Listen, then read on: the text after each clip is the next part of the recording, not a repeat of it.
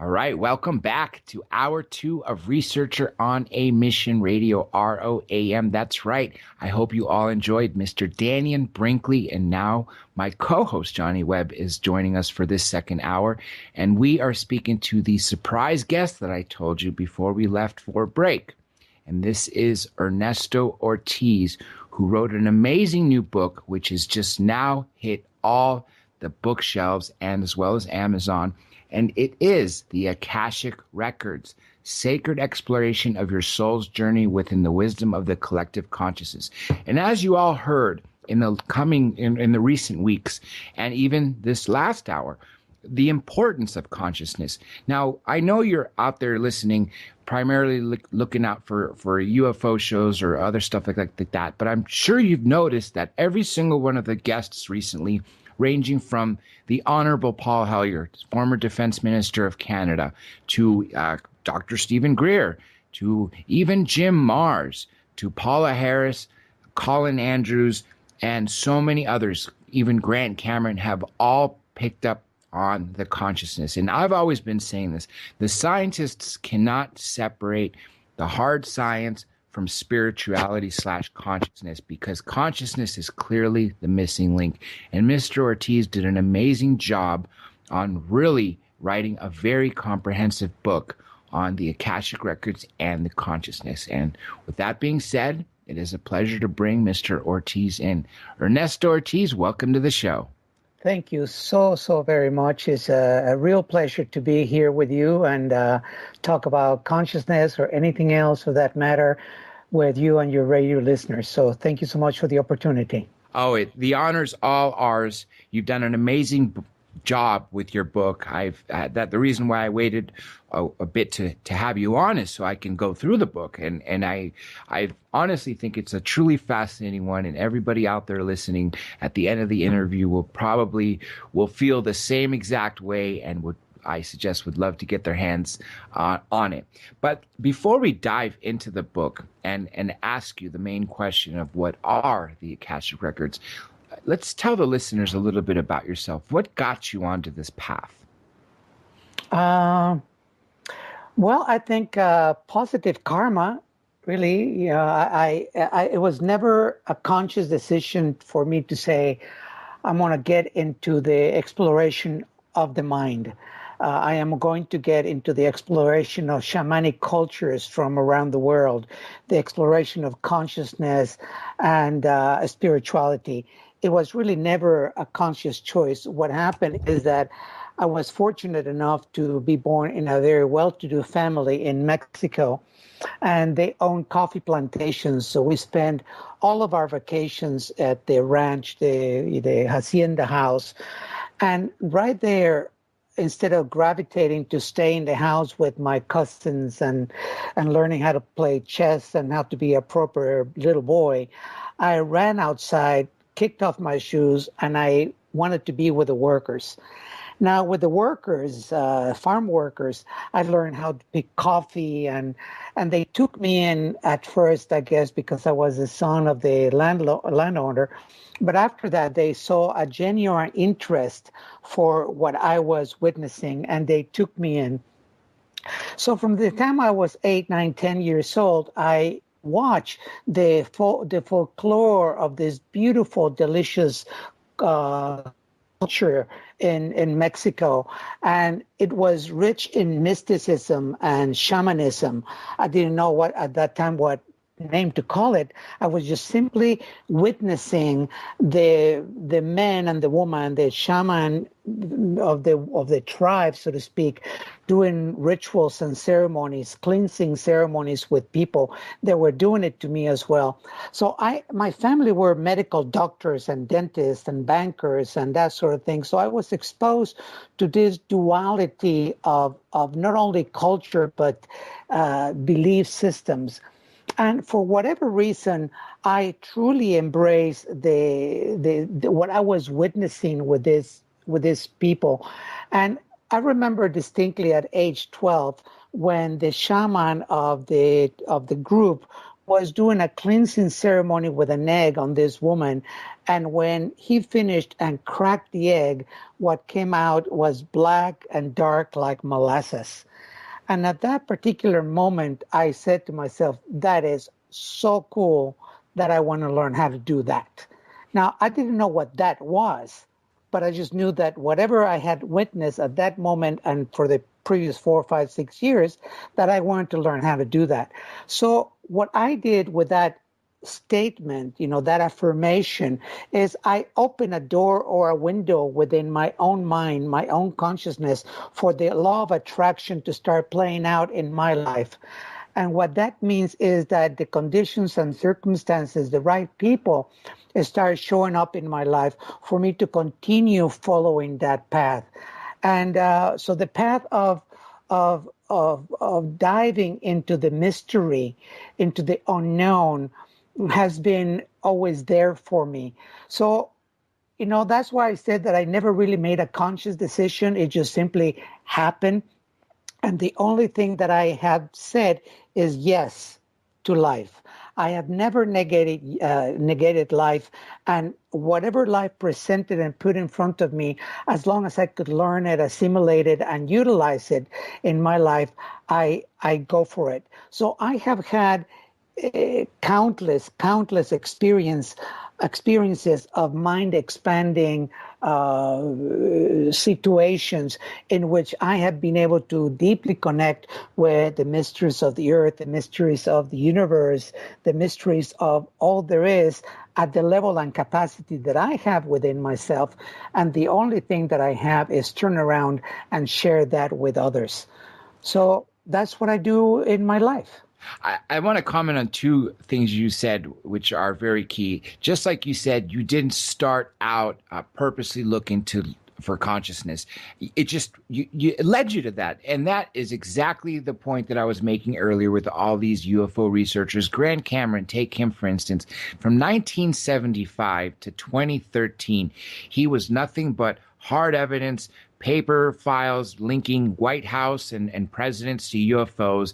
And something happened where he realized the missing link to everything is consciousness. And that is exactly what I get the same path from you. You've obviously had something in your life that triggered that you realize that the path of consciousness is important, because I truly feel it is the missing link. The collective consciousness, our ability to have this collective consciousness that we can tap into and have unlimited resources and so much more. And one little other comment I want to make about what you saw with your egg. I'm Greek Orthodox, and I recall a couple times in my life where my family took me to, I guess you would say, a shaman. We use a different term in Greece, and for the Greek equivalent of a shaman / witch, or whatever you'd like to call her, Right. And to remove a curse or to see if a curse is on you. They basically did the same thing with taking an egg and rubbing it, starting from the head, going down and praying, and then at the end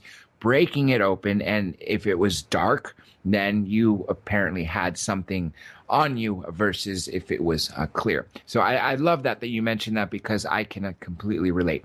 Now let's dive into the all-important book, the reason why I brought you on for this interview, the Akashic Records. What are the Akashic Records? The Akashic Records are a field of infinite and unlimited potential that is within our reach.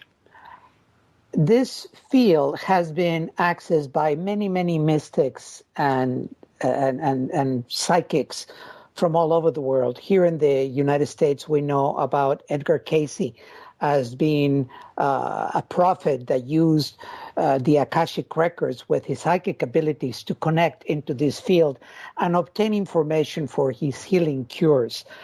We have Nostradamus, everybody has heard about him, as also is stating that he used the Akashic Records, Alice Bailey, and countless others that have used this field. So what, in a more linear way of looking at this, the Akashic Records are the progression of our soul's evolution from the time of its inception to the present moment. So in in the Bible, for example, they are mentioned as in the book of Revelations as your book of life. And it is also said that in the last days, that book will be open. Well, we are in those last days. And that's why I believe that we have a dispensation that is now that we can all have access to these Akashic records. So the Akashic records I can also say that they are, or what I call them, I should say, is the Library of Congress of the soul. And what that means is that every thought, every imprint, every action that we have in life is recorded, and it goes into this field known as Akasha. It goes into our book of life. So that's why they record past and present and the possibility of unfoldment of future events. Now, if we are able to fine tune our energies to be able to tap into these higher frequencies or higher dimensional realities, is not different in a way than the frequencies that a UFO or an alien uses to communicate. Now, do half or three-quarters of the radio listeners have the abilities to, at will, tap in to communicate? Probably not. What we need is to fine-tune our vessel, our body, our mind, our consciousness to higher dimensional realities or potentials that give us the ability to plug into these higher frequencies, and once we are there, obtain information. So the Akashic Records are this library in which we can go into and obtain general information about our life, our culture, our family, society, or we can go in there very specifically to ask for the teachers that have the knowledge to tutor us in anything in particular. Now, if you want to go deeper into your knowledge of UFOs, you can go to this library and obtain that information. It's as if you walk into the Library of Congress in Washington, D.C., and you have a special permit to enter into the vault where all the records are sealed. But because you have this special permit, you can enter. And the more you study, the more your frequencies get fine-tuned to the understanding of the deep meaning of the messages that are there.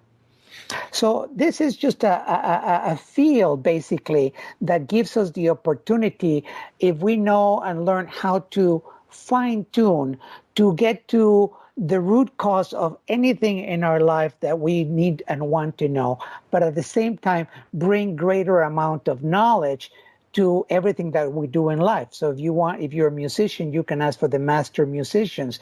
If you are a teacher, an engineer, a spiritual healer, whatever it may be that you do in life, even a mother, which is a beautiful job, what are the aspects of motherhood that you can learn that can make you be a better mother or father? So that's why I say that the Akashic Records are truly a field of infinite potential and infinite knowledge. The only thing that we have to do is fine-tune our senses, learn how to plug into these frequencies so we can obtain information.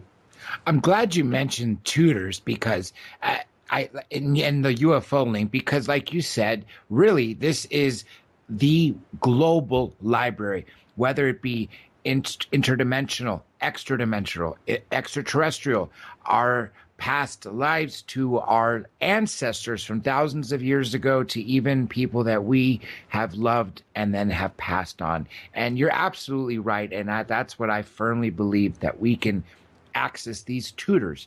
Now, let's go dive a little more into the word Akasha. What does where did the term come from?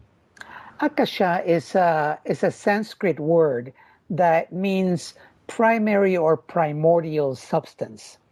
So what that means is that if there is a soul factory, we all come from this soul factory known as Akasha. Just as in the universe today, there are stellar nurseries inside of supernovas, and these stellar nurseries give birth to stars. it's fascinating to go to the Hubble telescope site and look at some of those images that are just absolutely mind-blowing.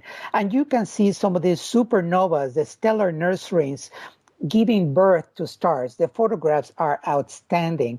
Well, imagine that in that same respect, that there is a stellar nursery known as Akasha.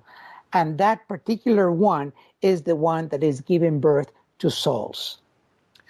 Where did they come from? And I don't think they're linked to obviously a certain religion or region, because as we talked about, this is global.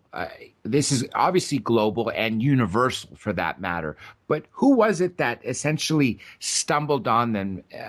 Can you give us an idea of the time frame and maybe where the people originated for using the Akashic Records, and essentially, yes, the history of them, where that particular term originated from, and the time frame. Well, the beautiful thing about Akasha is that really they are, is that it's timeless. It's just is the glue that holds the universe together, basically. And we can talk a little bit more about that. But so Akasha is present and has been present in all major religions from ancient times. Like I said before, for the Christians is the Book of Life. For the Jews is the Book of Remembrance. For the Egyptians is the Repository of Thought. The Akashic Chronicles for the Tibetans are the etheric records. Anima Mundi is for the Yucatan, the Mayan people. So we're talking, or I'm mentioning cultures that have been ancient and have been recorded, in our world history. So I personally don't know of any one particular moment in which suddenly there it is, the inception of Akasha. I do know that in the way in which I know how to access the Akashic Records through a sacred prayer that is encoded in light language or sacred geometry, that gives us the ability to fine-tune our senses and plug in to this frequency that I'm talking about. I learned it, or this is coming from the Mayan culture. So the prayer that I use was originally given in Mayan and then translated into Spanish and English and French and many other languages. You mentioned the Akashic Prayer. Let's talk about that for a minute. And then you also mentioned the glue, and I would love for you to expand on that. Can you do both of those, or do you want me to separate them? Well, let's start with the glue. How's that? Yes, absolutely. I'm sure that everyone that is listening to this show has seen some photographs of the Hubble telescope and what that telescope and other satellites are photographing around the universe, which is just incredible. So imagine that there is a substance, and this substance is known as in quantum physics is known as a quantum vacuum, which is a super dense cosmic frictionless field or medium that carries light and all the universal forces of nature. Now, this is proven at a scientific level, which is what I really love. Now, this quantum vacuum essentially generates the holographic field that is the memory of the universe.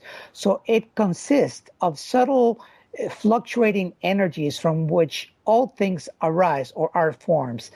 Atoms, galaxies, stars, and planets, living beings, even consciousness arise out of this field, and the scientists are calling now the Akashic Field. Well, if that Akashic Field is present as this super dense cosmic energy that surrounds everything that there is no difference between within and without. And we have the same, or we find the same in our bodies.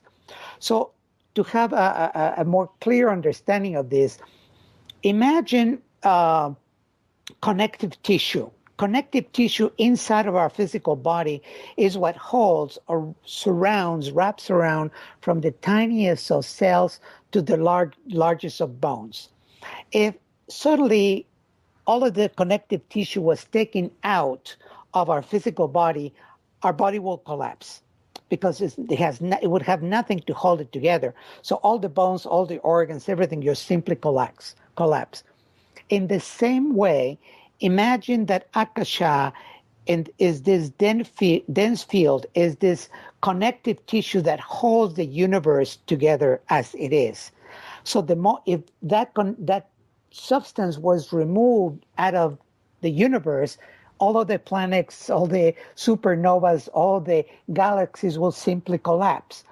So this is, to me, an exciting time to be alive, and the news that we are receiving from something that we have known in the metaphysical, spiritual field for hundreds and hundreds of years, that is now being validated at a scientific level. So that is the glue that holds everything together. Now, the primary substance of Akasha is love. So that is what we are all trying to return to. We want to return to love. We want to return to harmony and peace. And we see that all over the world right now, the awakening potential.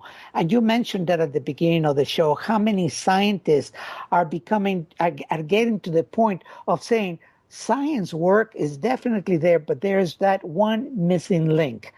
What is it? And that missing link is consciousness. And consciousness can take us very easily to the understanding there is something bigger, grander, that is a part of a spiritual nature that brings this magical experience of being one with everything that there is in the universe. So that is the glue that holds everything together. Okay. Hi, Ernesto. It's John in London. Good evening to you. Hi, John. How are you? I'm good, sir. There was a couple of things you mentioned, and I'd like to just point back to them. One of them was you mentioned that we are stars, and I wondered, does that mean our souls are stars? And also, I understood the word catastrophe, which is a death of a star. Does that literally mean the death of a soul? And the other question I have was about Nostradamus. You said that he also used the Akashic Records.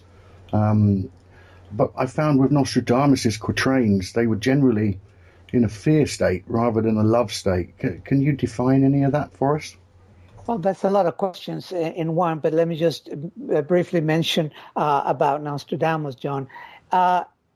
Everyone is running, or working fears in their lives. To be able to be brilliant, it doesn't mean that you are fearless. So many times, the more mysteries that we uncover, the more we question. And I don't know about Nostradamus, but my guess is that his brilliance was also connected to the fear of discovering even deeper, more realizations that he could have brought more understanding through his brilliancy to the world. That's really all I can say about him. But the fact is, from many things that I've read, that he was able to connect to Akasha and download basically the information that he received, the predictions, the seeing into the future. Because remember, we're talking about a field in which everything is already recorded. So once again, if we're capable of plugging into that, then we can go past, present, and see the possibilities of unfoldments of future events. I noticed that Nostradamus also, using these records, I assume, he was able to predict his own death in the future, or see his own death. And I wondered, Ernesto, have you taken that challenge and looked into the future about our world and where we go in the future? I have not. I'm not so much worried about when I'm going to die and all that, because I have already died twice in this lifetime. I have drowned it, and here I am talking with you today. So my concern is not so much with what is going to happen in the future, but is to know that with consciousness, the present moment, the present realization that I am living right now is sufficient to generate love, light, kindness, compassion, and generate that at all times. And through that energy, be able to direct the future into a more peaceful world, into a more tolerant, kind, and loving world than a world that is not part of what I like to participate in, but I'm a part of. So, at one way or another, I am in cooperation with everything that is happening right now, terrorism, etc. But instead of plugging into the fear base of that, I like to remain more in my positive mental state, which is to nurture the traits, the habits, that I just mentioned, to make the world a better place. Well, when I was younger, I read a book called The Celestine Prophecies, and it gave an insight into, spirituality, the soul, many things. And one of the things that was mentioned was obviously the eyes of compassion in Nepal, built into the stupas. And I was thinking that they also mentioned a place called Shambhala, which I believe was a spiritual place rather than a physical place. And so one that went there had to go a bit like yourself. You had to sort of tune into your spiritual sense and use your consciousness rather than your physical or your intellect. And these people that were at Shambhala were praying and giving blessings and love and healing to the world without any acknowledgement or needing acknowledgement. Do you have any information regarding that part of our spirituality and consciousness? Yeah. Yeah. In Buddhism, they're called Buddha fields. And Shambhala is just another Buddha field. The fact is that there are and there has been thousands upon thousands of people that have made their lifelong goal to understand the condition of the mind. And the more we free our mind and the more we fine-tune our mind, our consciousness, we can start vibrating at higher frequencies. We can only go as high as we are equipped to go. I mean, you can, if we're vibrating like a 100-watt light bulb, we cannot give the light of a 500-watt light bulb. We have to be wired for that. And the way that we wire ourselves is by having practices, mindful practices that can take us to those higher dimensional realities.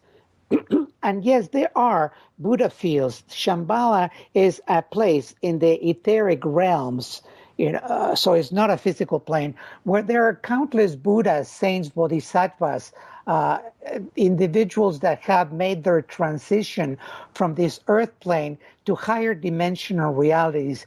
And right there, because of the love and concern that they have for us, the human race, they remain as close to the earth as possible in Shambhala, where they can be praying and they can be transmuting negativity and energy that we're producing all the time. So these are fields that we can all go to. I've been to quite a few of them in my deep meditations. It's like this. When we are, and by the way, the Celestine Prophecy was a very good book for many people. That was a great introduction to a lot of what we are talking about. But Indeed. Imagine that the ceiling of our potential is like fabric. And at some point, due to maybe a lot of physical exercise, exhaustion, deep meditation, teacher plants, ayahuasca, mushrooms, anything like that, that we create a small tear on this fabric. And then we can enter another dimensional reality to see what is there. The human condition, if we don't sustain this ability to be on the other side of this dimensional reality, then what happens is the human condition is going to take us right back to where we were before. But if something happens in our lives, I was in a severely tragic accident last April of 2014, I was about a second and a half away from dying by another car hitting my physical body, not my car, but my physical body, but did not happen. But that instant, that moment, and the shift of consciousness that took place created a big tear on this fabric that I am talking about. And I have been able not only to be on the other side of these dimensional realities, but to nurture these dimensional realities where I have expanded my mind, my consciousness to plug in into Shambhala and other Buddha fields, Christ consciousness fields. Call it whatever you want. It's just other dimensional realities to be able to plug in to the energy and the information that is there. And this, for me, has been just an incredible gift, to be able to do that, because I know that my body is non-permanent. I know that this can end in one instant, but what I achieve with my mind, what I achieve with my consciousness, that right there is what I will take to the end of my days, and that I will carry with me into my next life. Obviously, I believe in past lives. If other people don't do or don't believe, that's quite all right. But in my belief system, I do. So it's the condition of my mind, which is really the most important thing for me to nurture in this life. Well, why don't most of us have this connection, this conscious connection as we do, say, our five senses? What would have seemed to have broken us away from a direct connection? Being, good people are being born, they're not criminals, they're not into trouble, they have a good life. But even, solid, good background people, they really don't know about this information. Why do you think it's been not hidden, but why have we become distant from it, although we're now finding our path back? Yeah, that's really a beautiful question. Imagine the world, with people of higher consciousness that are constantly radiating love and tolerance and peace and compassion for one another, where greed and violence is eliminated. And that is possible. Now, why are we so not there? It's because of programming. And this is ancient programming. And at the same time, this programming has been handed down through our ancestry, through our genealogy, through our cultures from around the world, to our parents, and then back to us with a specific sets of belief systems. And the belief systems that most of us have are very, very limited. I can only give myself as an example, although I have known intimately many, many people. But in my life, for example, in my childhood, I never had a family that was truly concerned with the exploration of the mind, other than being a dentist, being a medical doctor, a professional, a banker, and make more money and be more happy in life in that way. So I had to fight against the belief systems of my family, of my father and my mother. And at age 16 is when I said, I can clearly see what I am inheriting here, and this is not something that I want. So I went to my mother and I said, I am divorcing you. And she looked at me like I was crazy. She said to me, but you cannot do that. I am your mother. I said, but of course I can. And then I separated myself. I didn't say you're dead or anything. It's just, I just needed to create the distance. So I moved from Mexico City to California to be able to find what I was looking for, which is the answer to how to replace conditions of my mind, how to replace limiting patterns, belief systems that kept me that could have kept me in the box of the programming that I can see, that I can clearly see in my family dynamics progressing from my grandparents, great grandparents to my grandparents and all that. And when I saw all that with clarity, I said to myself, that is not something that I want. I need to move on. And then I stepped out. And from that moment on, when I was 17 years old, is when I start deeply exploring the conditions of my mind, the belief system, which is what is so incredibly limited. And that is something that we have inherited because we have been programmed from hundreds and hundreds and hundreds of years past to not to be able to shine our light. It's as if we have been given an implant, so to speak, not to shine our light, not to realize our maximum potential as a bright, shining human being that is capable of being in harmony with everything there is instead of being in conflict with even with ourselves. It's interesting you said that, because when I was studying and learning my spirituality, I got into a bit of Zen Buddhism, and I remember the words clearly. You have to kill your mother and father, not physically, but literally. You must detach your emotions or whatever in order to gain a higher self. And it's almost what you just said a moment ago. Yeah. Yeah, in a way, when people come to my classes, I do retreats all over the world. Many times I tell them, you have to destroy your parents. You have to destroy your parents, but at the same time, love them. I know that is a little bit of a conflict. I mean, I have to be extremely grateful because without my parents, I would not be alive. And regardless as to the level of consciousness that they had or not, they gave me life. So for that, I dearly, dearly love them.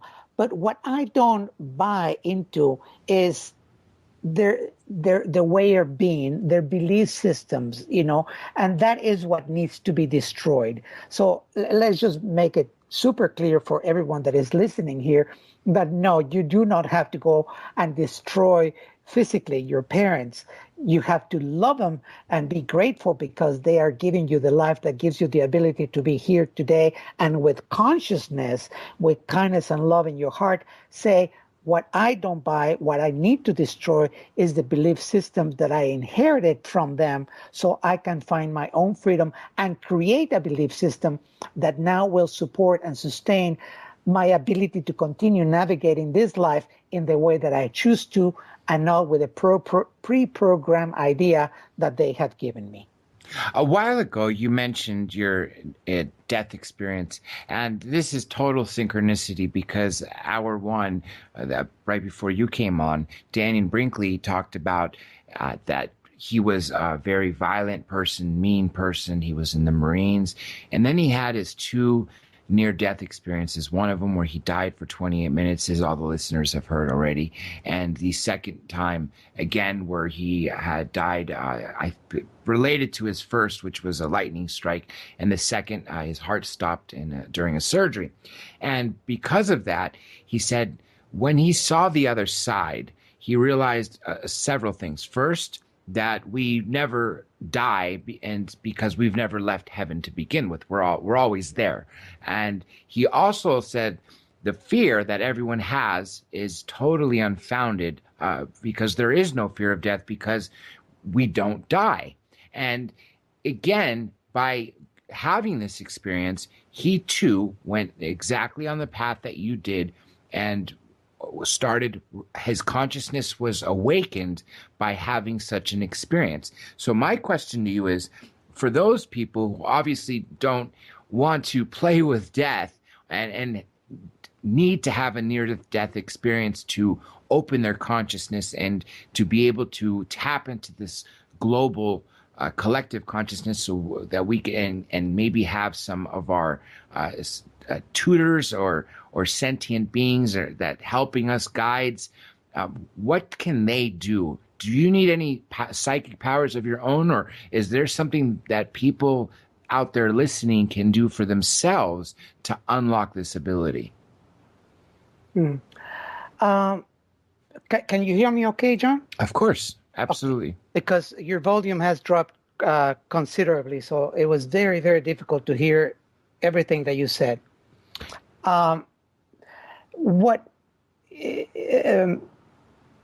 Yes, there is something that we can do. I think that every one of us has very specific moments of opportunity in our lives.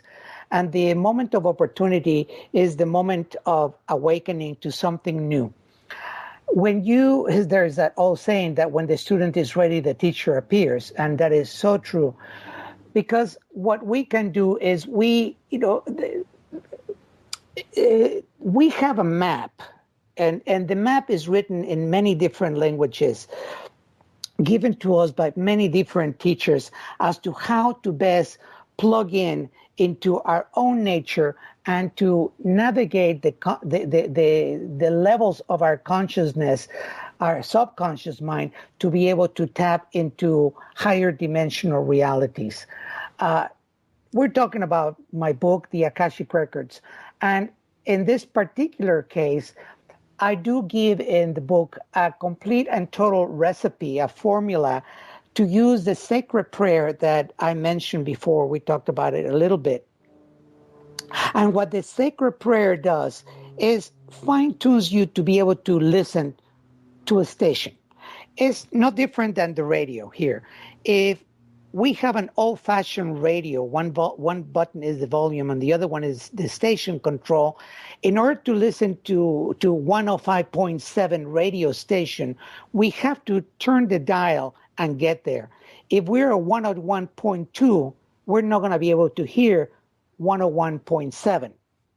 And this is what the prayer does. The Akashic Record prayer, when we say it, is turning the dial so we can get to that perfect alignment of energies between us and Akasha, and through that way move into this higher dimension when we can have a dialogue, where we can sit there and be with the record keepers and to receive the guidance that we need and are looking for in our lives. So that's the way of doing it. There are other ways of doing it. Contemplative prayer can definitely do it. Mindfulness meditation can definitely do it. Any type of devotion can start fine-tuning you to a better you.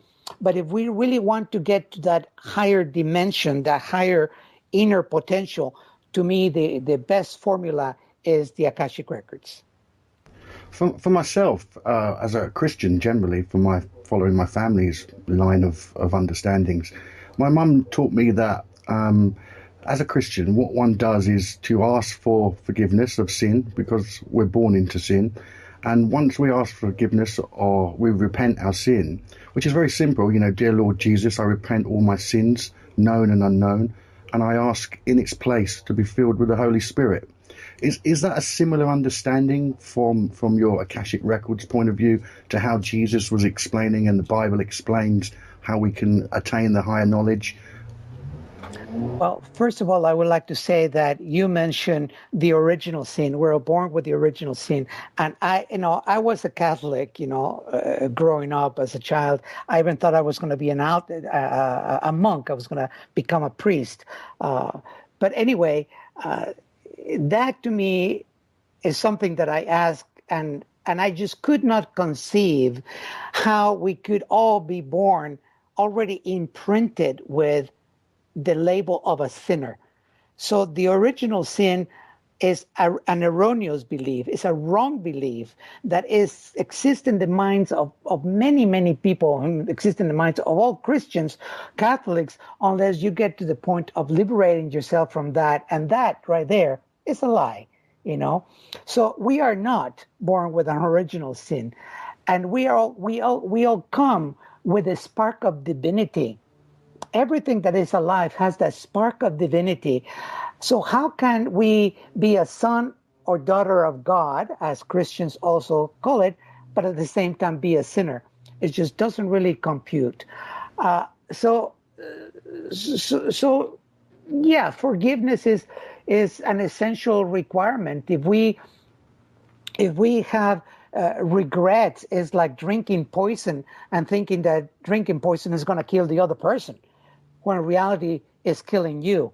So, there are really very little similarities there, although forgiveness is definitely something that is so big that needs to be explored. And hopefully everyone that is listening, if they have any issues of forgiveness to yourself or forgiveness of others, that you can get to the point of clearing that completely, because that will block you in just about any area of your life.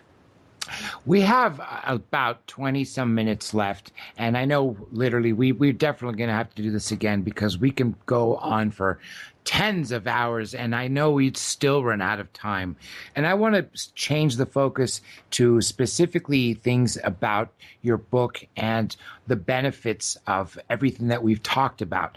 Now, let's go specifically now into what people can gain from this. Let's talk about the guides that they can access, and is it the same for everybody, or is it each person has their own? Essentially, is there a quantum soup of information, or like you said, is there both? Is it individual, the same thing for everybody, or a little bit of both? Is definitely both. Through the Akashic Records, we can connect to collective records as well as we can connect to individual records. To me, the most important are the individual records. If you are not, and I'm using you in the general term, if you are not living the life of your dreams, if you are in pain and suffering, if you are experiencing addictive patterns, codependencies, repetitive patterns, lack of money, lack of passion and drive in life, if you are not shining your light at the level of your maximum potential, then the question is, what is holding you back? And the answer to that is the condition of your mind. So the exploration of the condition of the mind is something that we can do through the Akashic Records and be able to be guided in a very kind and gentle way by the record keepers, by the masters, to get to the root cause of any issue that is not in harmony within yourself. So if you are struggling for money, and you make it and you lose it, and you lose the job and you cannot keep the money, maybe you received an inheritance and boom, suddenly it just went away. If you're having problems with money like that, well, what is the origin of that? What prevents you from keeping and making the money, the abundance that you need and deserve to have in your life in order to have a happy, comfortable life, to be able to travel, to enjoy the beauty of this planet? And the key is to be able to have a tool that can take us little by little back and back and back to this life, or possibly a previous life in which you receive the imprint, the seal of poverty. It's as we sign contracts at a spiritual level. So if you were a monk or a nun in a previous life, you did not need money at all. But then maybe you had some resentments because outside your window you saw your brother and your sister that did not go into monkhood, and they are having a joyous, happy life, and you die in that lifetime with resentments about money. So the condition of your mind at that moment, at the moment of death, is what gets transferred to this lifetime. And in this lifetime, we continue playing out what we brought in from the previous life. Now, through the Akashic Records, we can go back to the moment of that original imprint and change the dynamics. So in essence, we can rewrite and we can change our karma. And when we do that, we see the results in this lifetime. And when that happens, it's really quite magical and beautiful, because your life can simply change. Is there a hierarchy among the spiritual or spiritual guides / angels of the Akashic, the Akasha? Yeah. There is always a hierarchy. There is always someone that is higher and higher and higher, and this can go to the infinite. But we can say that Akasha is the highest spiritual plane that we know of. And the record keepers, the lords of Akasha, are there. And many of you have heard of the Great White Brotherhood, which is another branch, so to speak, of Akasha. And below Akasha, or below these masters, is the Angelic Realm. And the Angelic Realm has a hierarchy as well. It's clearly defined. We have the archangels. And below that, we have the angels, and we have thousands upon thousands of them. And it goes down and down and down in ranks until we get to the little angel that I'm sure that everyone has heard of, this little Cupid that flies around with little sweet little wings, bow and arrow, and sometimes just bang, gets you. And then you just go to this space of, oh, I am in love, right? So there is a rank in there. In all spiritual levels. So, and then we also have our spirit guides, that many times our spirit guides are humans that have passed on, and they're working at a spiritual level to earn their wings to become an angel, or to become a master for that matter. And those are also in the lower plane, which is closer to the earth plane, so therefore they can be able to be, they're more accessible to us, and we can receive more instant guidance from angels than we can from the archangels or from the masters. There's a saying in the Bible, spiritual wickedness in high places. And I think when it mentions that, for me, I get the feeling of consciousness and higher consciousness. And I wondered in my question, and I don't mean it in a disrespectful way, but has there ever been this Akashic Records, the energies, the higher dimensions, ever been used negatively against the world and humans? I wish I could give you an answer to that, but I can't. I would say probably yes. Now, do I have any personal accounts or know of anyone that has used the Akashic Records for malintent? No, I do not.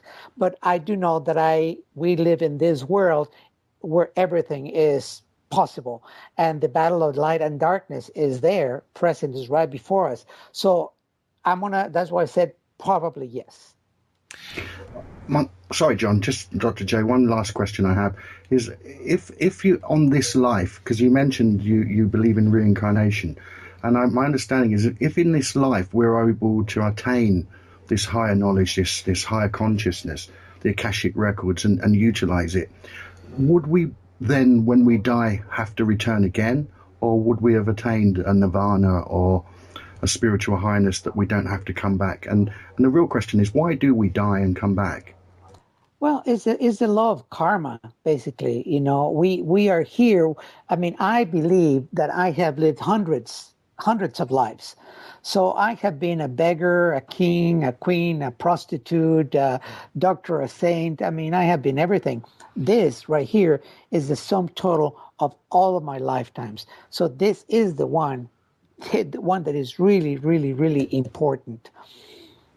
We got a little bit over 10 minutes left. So I got a few more key questions for you. Like I said, otherwise we really could be going on forever, because there's so much important information in your book.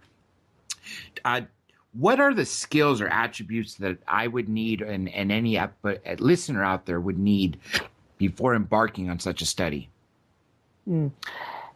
One very, very important attribute is to have an open heart. If you have that, then you're done. When people come to my classes, we sit down, and one of the very first things that I tell them is, please don't come in with the expert mind. The expert mind is already full, it's already saturated. There's very little that can come in. Maybe they will hear 1 or 2 or 10 things, and with this ego arrogance, they will go, oh yes, I have heard that, so there's nothing new for me, that type of thing. But if you come in with a beginner's mind, then you'll be able to get a lot from this material. The beginner's mind is open, is receptive, is ready to receive, is excited to go into this adventure of self-discovery. So that is the attitude. If you if you come with resistance, it just sounds good, but it really sounds too good to be true, that kind of thing, then most likely you're going to be creating what I call patterns of interference. And these patterns will keep you from being able to get plugged in. But if you come in with an open mind, if you come in with an open heart, if you say, okay, I am ready, I am at a point in my life that I am willing to self-discover everything about myself, to be able to look at the bad and the good, to look at all of the bad with kindness, with love and compassion, with love, and say, here it is, I created you, now I bless you, thank you for the lessons that I have received from you, but now I am moving on, and change the dynamics of that, then you will be able to deeply connect, and you will be able to experience the magic of changing your life. Another question that I ask my students when they first come in is, how many of you are here to grow? And I would say that at least in my classes, 99% of the people say, they raise their hand and they say, yes, I am here to grow. And then my answer to that is, I am deeply sorry that you're here to grow. You are in the wrong class altogether. And everybody gets shocked, because everything grows with the natural spark of divinity, with the natural process that life takes as the cycles of the sun and the moon take place, beginning and end of a day, the growth of everything. Trees grow, oceans grow, plants grow, everything grows. But if we are here, if you come to my class, or if you come to this material to reinvent your world and yourself, then you have come to the right place. So that is basically the basis of this. If you want to change your life completely, I ask my students to view their lives, and in my book I talk about this, view your life as a theatrical play. You are the main actor, but at the same time, you are the director. You hold the script. Whom else can I hold it for you? At the beginning, during your childhood years, yes, your parents held that script for you, but now as an adult, you hold that script. So if your life is a drama, and you're tired of that drama, and you want to change it to a romantic comedy, what prevents you from writing another script? If the script that you are living is not to your satisfaction, throw it away. Learn the means to rewrite the script, and then make the permanent changes in your life that can give you that life that you really, really want. It is possible. And so you mentioned that you had an experience with probably possibly like beings or aliens. Can you let us into a little bit of that detail? It's truly it's a long story, but I arrived with this is about 1990, maybe even before that. I arrived in Peru, in Machu Picchu, with a girlfriend at the time. And one of the things that I wanted to do is to plant crystals, quartz crystals, in different areas of Machu Picchu in order to make vibrational connection with the crystals via master crystals, etc. And so when we arrived there, we went to a place called the Sundial, and right there, long story short, a guy that was wearing an old-fashioned type of like a Walkman, like a cassette deck, it was bright orange with orange headphones, told us, said that he would be able to take us to the Temple of the Moon. And I had been to Machu Picchu a number of times prior to that, and never heard of the Temple of the Moon. So anyway, we started walking with this guy to the Temple of the Moon. He signed his name on the guard gate first as Teddy, Teddy, then me, and then my girlfriend. And when we started walking, at some point, not even 5 minutes later, when I looked down, the guy was going through the motions of walking, but he was about 3 centimeters or about 3 centimeters above the ground. So when I noticed... He was levitating. Yeah.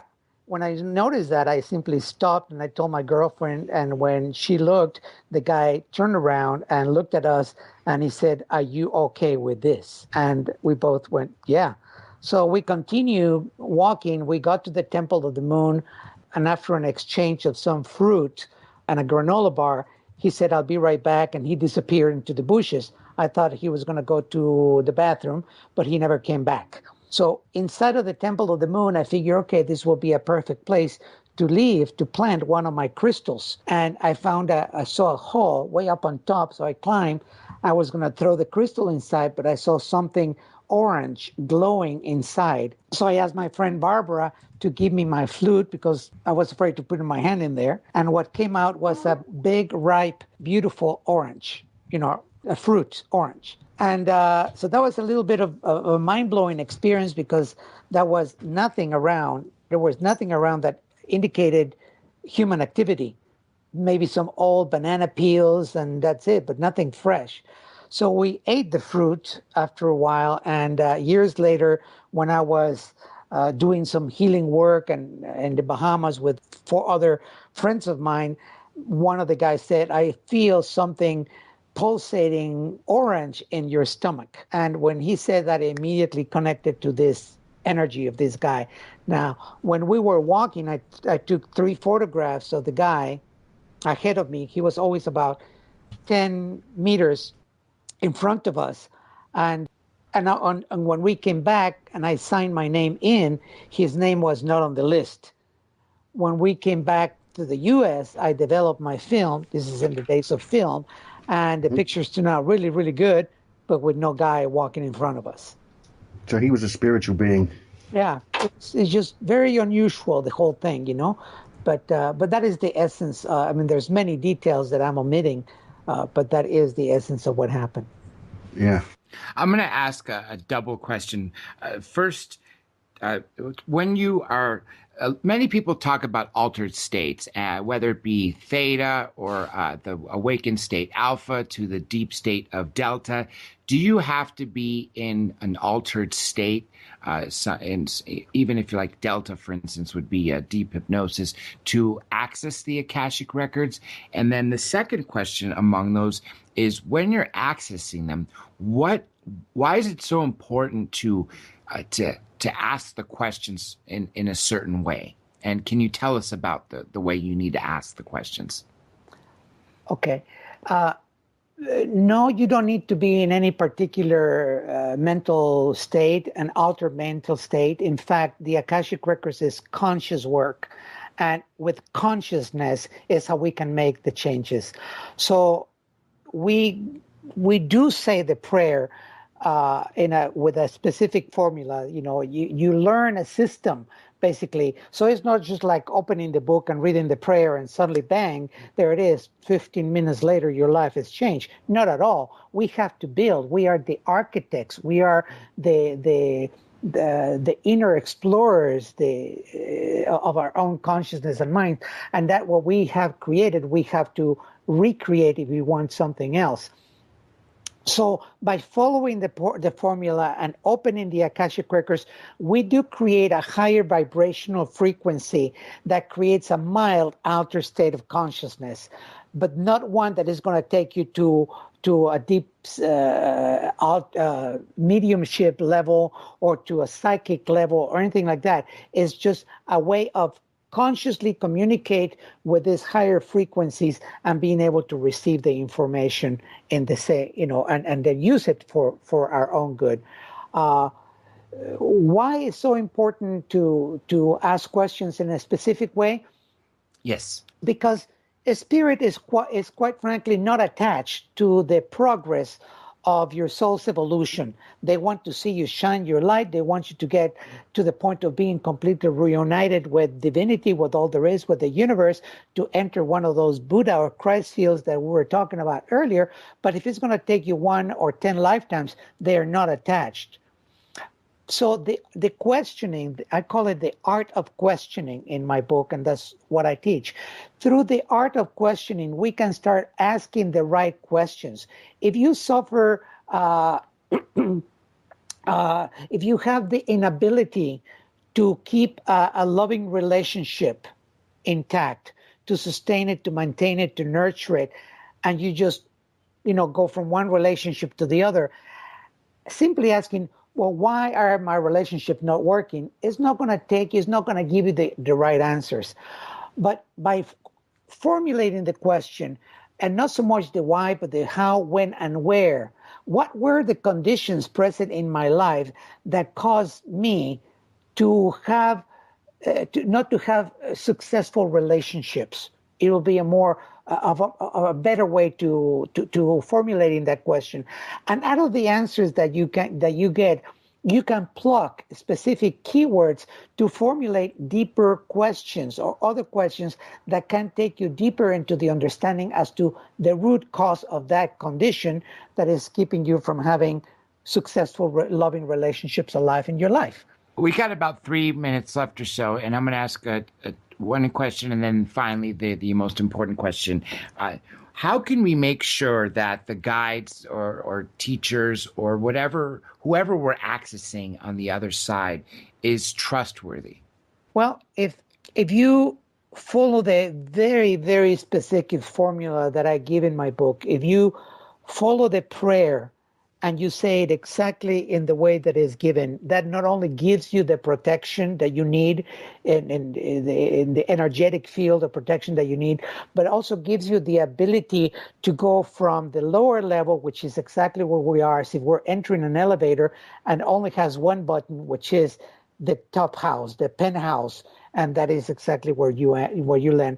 If you are in the Akashic record energy and you feel or hear criticism, judgment, anger, anything like that, close your Akashic records, because you're not there at all. You went somewhere else. The masters will always guide you, no matter what terrible things we have done. They will guide you. They will guide us through the whole process of healing with kindness, with love, with patience, with understanding, with compassion. And that is a significant difference. Here is as the final question, and obviously we've essentially covered it throughout this last hour, but to put it all in a final thing, what is your key message in this current book, the Akashic Records, and why this book versus prior ones you may have written or read? Yeah, I will read for you the last words in my book. And the last words in my book is, I will leave you with these words. And these are, have the courage to look within. Don't remain in doubt and fear. Gain confidence in self-liberation. Embody your beauty and your magnificence.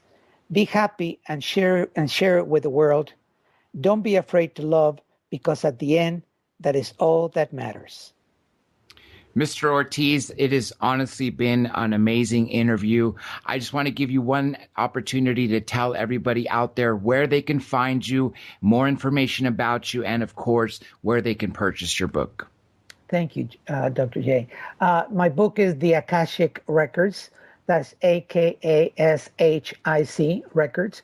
And they can find everything about me by going to my website, journeytotheheart.com. Everybody, I truly hope you've enjoyed it as much as I have. And again, I recommend the book. It is truly a life-changing one. And join us again for the live show Tuesdays, as well as this new extended show Wednesday nights. Upcoming guests that are confirmed for this new show on Wednesdays that are with Johnny and I are Eric Von Doniken will be joining us again, as well as Sean Stone.